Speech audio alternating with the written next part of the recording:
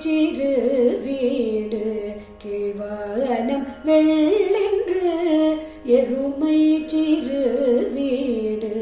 மேய்வான் பரந்தன காழ்மிக்குள்ள பிள்ளைகளும் போவான் போகின்றாரை போகாமல் காத்து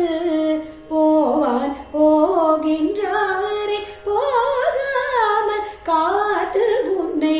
கூவுவான் வந்து நின்றோம் கோதுகலமுடைய